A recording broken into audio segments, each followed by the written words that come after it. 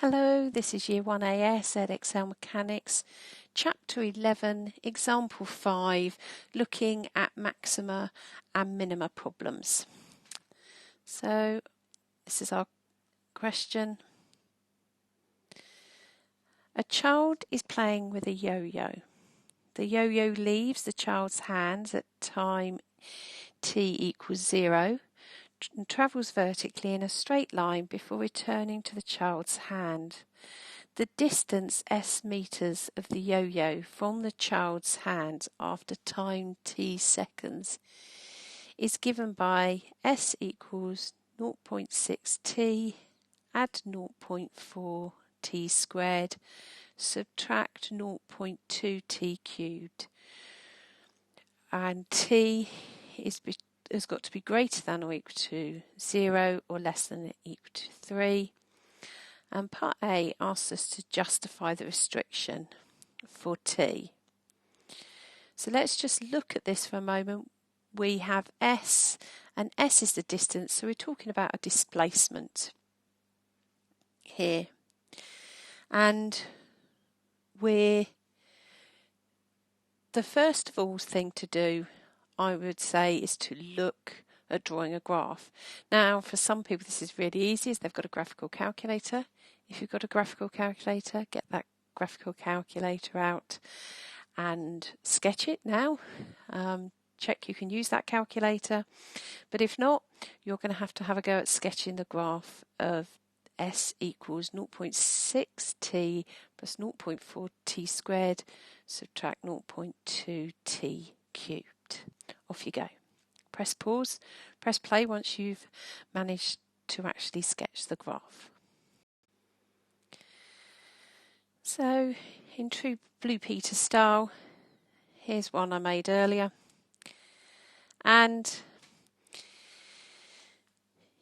let's have a look at this graph. If you haven't got a calculator, just so I mentioned, you would need to factorise it to help you work it out. Things to be aware of with this graph, you will notice that t cubed from the original question is negative, and that tells me what to expect the cubic graph to look like. If it was a positive t cubed, so if the coefficient before t cubed was positive, then the graph would actually end with a positive gradient, so it's going upwards. But because this is a negative t cubed coefficient, that is why the graph ends going downwards, and that's something to be aware of with all polynomial graphs. That if you think about an x squared graph, a positive x squared graph is like that, not the best sketch, it's a bit too much like a U that, and negative, notice that ending going down and the negative gradient.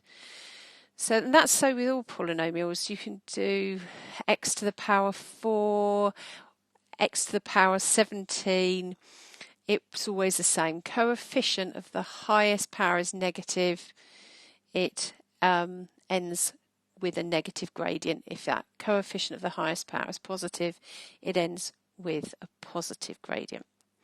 So that's just a little bit about graphs, always good to link the knowledge together. So here's our graph, which you should have sketched. Let's see what's just going on here. Key things that are an issue is this bit here. Here time is negative. Can't have negative time. That's going back in time. So that's not, the model is going to give us results which are not correct because we can't have negative time. And then we need to read the question because they've limited it between 0 and 3. So why is this not correct? Why can't I use this? Let's just understand first of all what's going on for the bit that is relevant. Here I have a positive displacement, so this is where the person with the yo-yo is letting it move away from their hand, and this is it moving back towards their hand. So it's now actually met their hand. So what's going on here? Oh, hang on a moment. This means it's going above their hand? Oh, I don't think that can be right. So that would be the reason why we can't also include this part here. Now looking back, if we just go back to the original question, it does say in the question that the distance s meters. Distance can't be negative. You need to remember that displacement can be. And this will help us answer fully part A. So if we say here, the question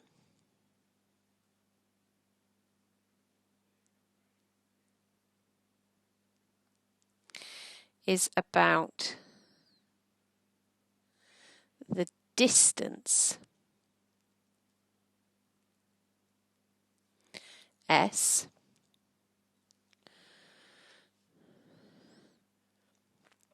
not displacement,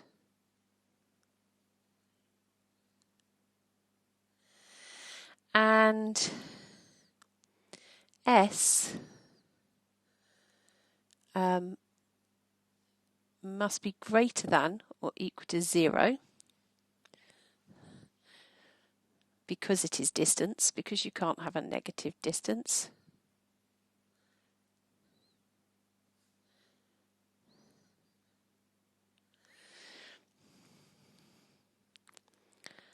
So for t is less than 0, S is less than 0, and when t is greater than 3, S is less than 0. Therefore,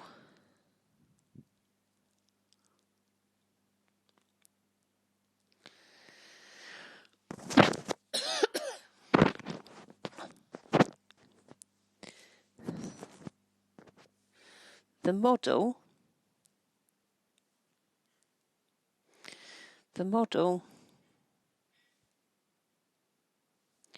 is restricted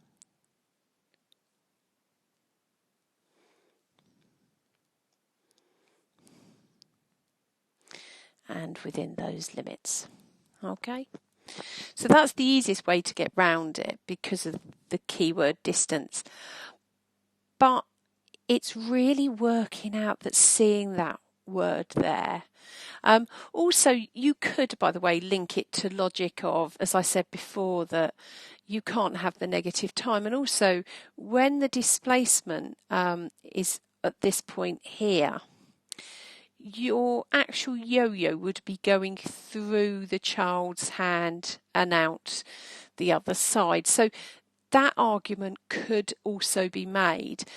But the simpler rule is to just look for that word distance. But if I'm honest, in an exam question, the majority of the students reading it are going to miss that word and they are going to go for the other options I've just mentioned. So do be careful with that it's about reading questions in mechanics and interpreting every word quite precisely. Right, we'll move on to part B. So part B, let's go back and read it. It says find the maximum distance of the yo-yo from the child's hand. Maximum. So this is a graph, and we know with graphs now to find the maximums, hopefully this is pulling on your core skills, you'll remember that maximums are about differentiation. And to find a maximum, you are going to differentiate and make the differential equal to 0. So let's take our function.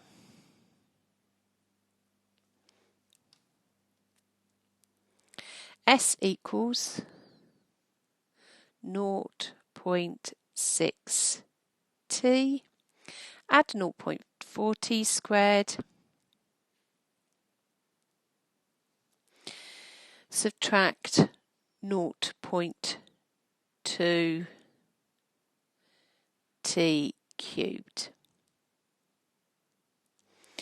And if I differentiate that,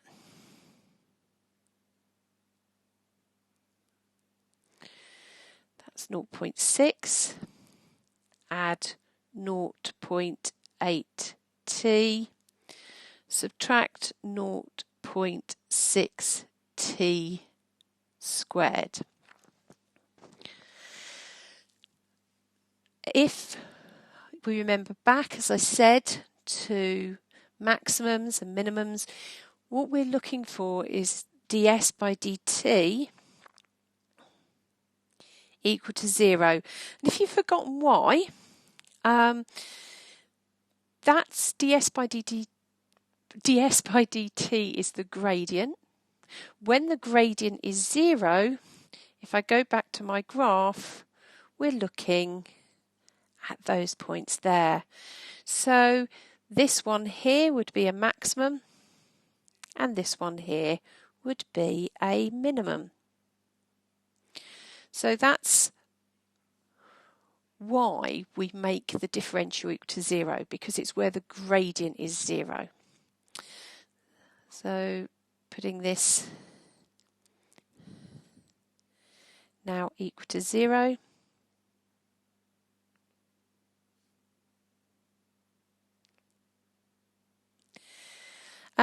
Just to make my life easier, I'm actually going to multiply through by 5. If I were you now, graphical calculators, the way they are, you just can type this all into your calculators now. If you're not that lucky, then you would have to use x equals minus b plus or minus the square root of b squared minus 4ac all over 2a.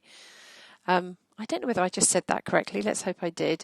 But what I'm getting at is you're going to need to use the quadratic formula. But if you do have a calculator, I would just be typing it in now and getting the answer. And when you do type it in, the answers that you would get are 1.8685. Make sure you can get those answers.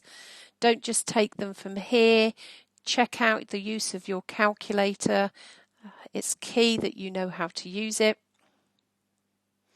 The more you force yourself to use it, the more you'll understand how to get results.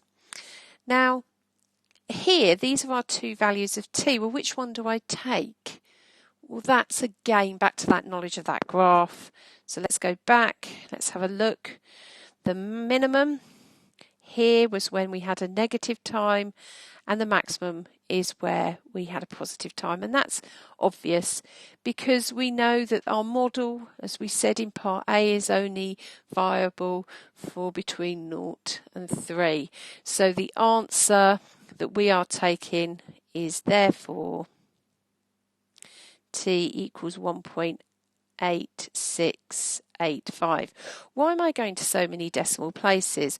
Well, I'm going to so many decimal places because I haven't finished the question. Because if I go back, the question is asking me to find the maximum distance. I've only found the time at which that maximum happens. How do I do this? Well, if I go back now, let's shrink this back down a bit.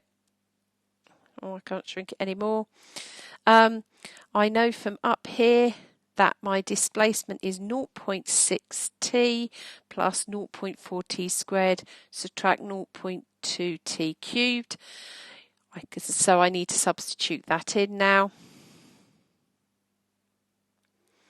S equals 0.6. 18685. Now, if you can just copy your answer from where you factorised on your calculator into this, it will make it a lot simpler than having to type the value in each time.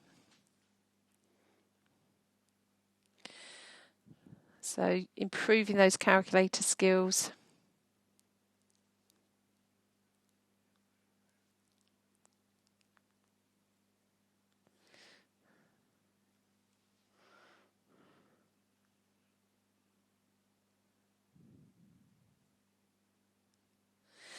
And typing that all in, we should get out an answer of 1.2129, and that's 1.21 to meters, isn't it? Because it's displacement, and that's to 3 significant figures. And there's your answer, all done. That's example 5, and that should allow you to happily tackle all the questions in exercise 11C. Off you go.